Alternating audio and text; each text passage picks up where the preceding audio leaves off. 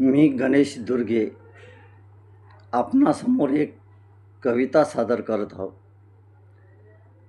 कवितेचं शीर्षक आहे साहेब.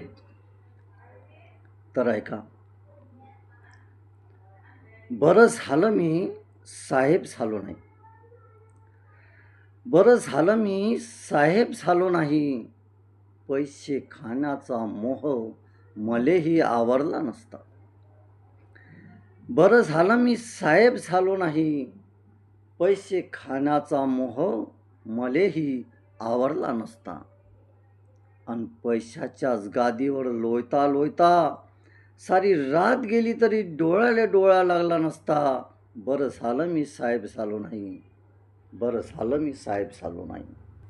कितीही कमावलं असतं बेईमानी करून, पण शेवटी आहे सर्वांसाठीच मोक्षधामाचाच रस्ता.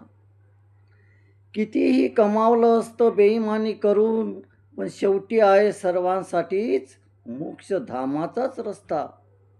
पैसे घेताना खूप खूप वाटलं असतं बरं.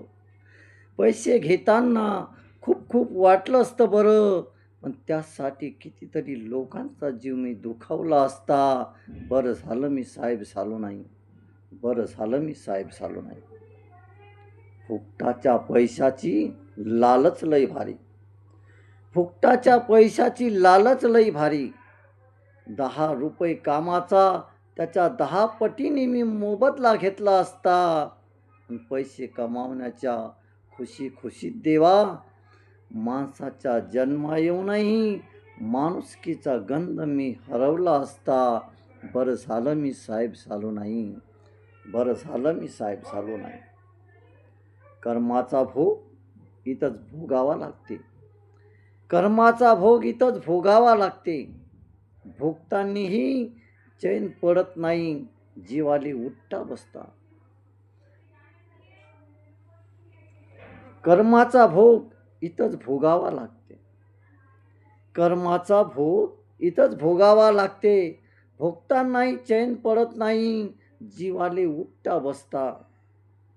आणि मरतानाच्या त्या मरण यातना पाहून आणि मरतानाच्या त्या मरण यातना पाहून जीव घेऊन जाणारा यमदूतही पार घाबरून गेला असता. बरं झालं मी साहेब झालो नाही. बरं झालं मी साहेब झालो नाही. साहेब व्हावं तर माझ्या बाबासाहेबासारखा. साहेब व्हावं तर माझ्या बाबासाहेबासारखा. कर्तृत्वाचा आनंद मरतानीही लुटता आला असता. साहेब व्हावं तर माझ्या बाबासाहेबासारखा. कर्तृत्वाचा आनंद मरतानीही लुटता आला असता. झटले अहोरात्र शोषित जनतेसाठी. झटले अहोरात्र शोषित जनतेसाठी. त्या बाबासाहेबांसाठी आजही रडती त्यांची करोडो प्रेमी जनता. साहेब व्हावं तर माझ्या बाबासाहेबासारखा. साहेब व्हावं तर माझ्या बाबासाहेबासारखा.